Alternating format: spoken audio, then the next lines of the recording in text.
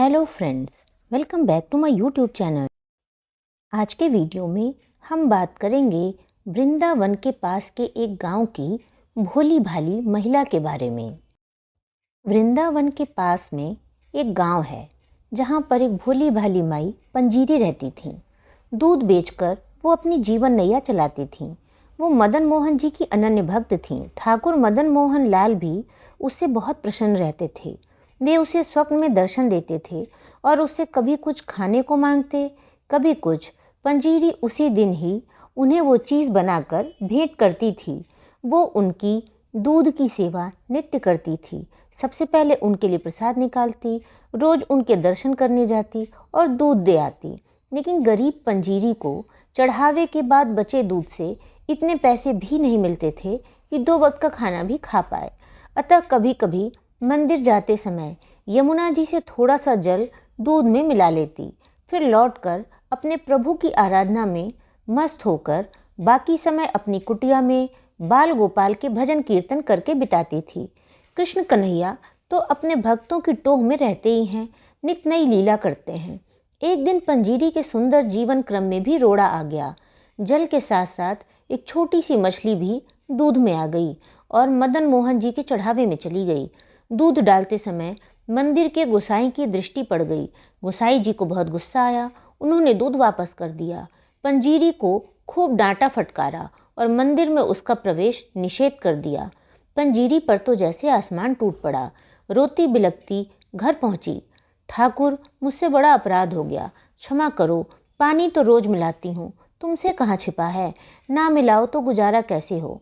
और उस बेचारी मछली का भी क्या दोष, उस पर तो तुम्हारी कृपा हुई तो तुम्हारे पास तक पहुंची।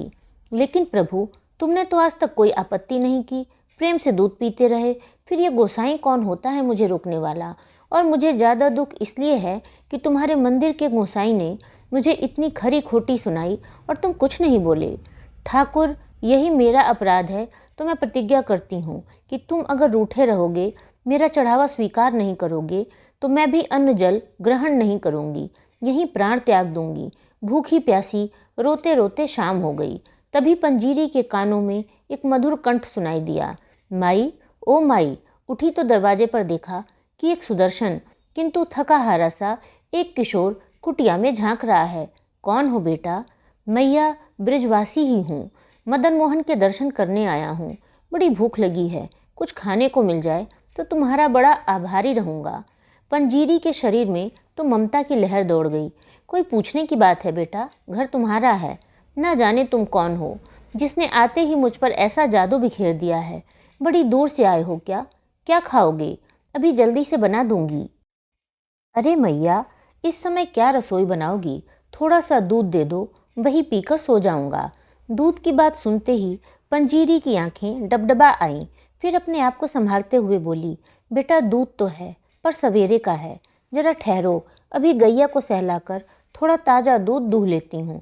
अरे नहीं मैया, उसमें समय लगेगा, सवेरे का भूखा प्यासा हूँ। दूध का नाम लेकर तूने मुझे अधीर बना दिया है। अरे वही सुबह का दे दो, तुम बाद में धोती रहना। डबडबाई आंखों से बोली, थोड़ा पानी मिला हुआ दूध है। अरे मैया, तुम मुझे भूखा मारोगी क्या? जल्दी से दूध छान कर दे दो, वरना मैं यहीं प्राण छोड़ दूंगा। पंजीरी को बड़ा आश्चर्य हुआ कि ये बालक कैसी बात कर रहा है। दौड़ी दौड़ी गई और झटपट दूध दे दिया। दूध पीकर बालक का चेहरा खिल उठा। मैया, कितना स्वादिष्ट दूध है। तू तो यूं ही ना जाने क्या क्या बहाने बना रही थी। अब तो मेरी आंखों में नींद भर आई है, अब मैं सो रहा हूँ। इतना कहकर वो वहीं सो गया। पंजीरी को फुर्सत हो गई तो दिन भर की थकान, दुख और अवसाद ने उसे फिर घेर लिया। जाड़े के दिन थे, भूख पेट उसकी आंखों में नींद कहाँ से आती। भूखे पेट उसकी आंखों में नींद कहाँ से आती। जाड़ा बढ़ने लगा तो अपनी ओढ़नी बालक को उड़ा दी। दूसरे पहर जो आंख लगी कि ठाकुर श्री मदन मोहन लाल जी के सम्मुख खुद को खड़ा पाया। ठाकुर जी बोले, मैया मुझे भूखा मारेगी क्या? गोसाई की बात का बुरा मानकर रूठ गई। खुद पेट में अन्न का एक दाना तक न डाला और मुझे दूध पीने को कह रही है।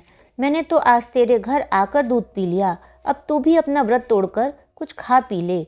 और देख, मैं रोज़ तेरे दूध की प्रतीक्षा में व्याकुल रहता हूँ, मुझे उसी से तृप्ति मिलती है। अपना नियम कभी मत तोड़ना। गोसाई भी अब तेरे को कुछ ना कहेंगे। दूध में पानी मिलाती हो तो क्या हुआ, उससे तो दूध जल्दी हजम हो जाता है। अब उठो और भोजन करो। पंजीरी हड़बड़ा कर उठी। देखा कि बालक तो कुटिया में कहीं नहीं था। सचमुच लाला ही कुटिया में पधारे थे। पंजीरी का रोम रोम हर्षोल्लास का सागर बन गया। झटपट 2 टिक्कड़ बनाए और मदन मोहन को भोग लगाकर आनंदपूर्वक खाने लगी। उसकी आंखों से अश्रुधारा बह रही थी। थोड़ी देर में ही सवेरा हो गया। पंजीरी ने देखा कि ठाकुर जी उसकी ओढ़नी ले गए हैं और अपना पीताम्बर कुटिया में ही छोड़ गए हैं। इधर मंदिर के पट खुलते ही गोसाई ने ठाकुर जी को देखा तो पाया कि प्रभु एक फटी पुरानी सी ओढ़नी ओढ़े आनंद के सागर में डूबे हैं। उसने सोचा कि प्रभु ने अवश्य फिर कोई लीला की है, लेकिन इसका रहस्य उसकी समझ से परे था।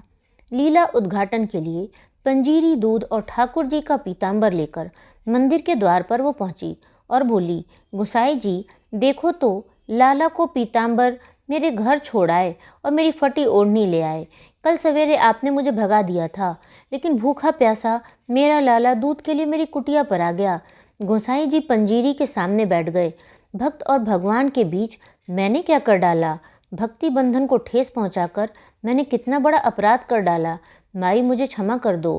पंजीरी बोली, गोसाई जी देखो तुमने लाला की चतुराई, अपना पीताम्बर मेरी कुटिया में जानबूझकर छोड़ दिया और मेरी फटी चिथड़ी ओढ़नी उठा लाए।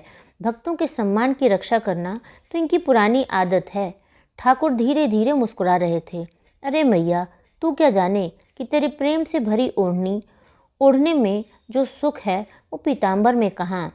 हरि को सुमिरो हर घड़ी, हरि हरि ठौर जुबान, हरि विधि हरि के वह रहो, रसनिधि संत सुजान।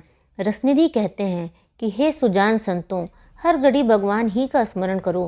प्रत्येक स्थान पर भगवान को ही अपनी जिह्वा पर बनाए रखो। प्रत्येक प्रकार से भगवान के ही बनकर रहो। अगर आपने इस वीडियो को पूरी तरह से सुना है तो आप बताइए कि कृष्ण भगवान उस महिला के कुटिया में क्या छोड़कर आए थे। अगर आपको वीडियो पसंद आया हो तो वीडियो को लाइक करें, चैनल को सब्सक्राइब करें और वीडियोस की अपडेट आपको सही समय से मिल सके इसलिए बेल आइकन को प्रेस करना ना भूलें। धन्यवाद।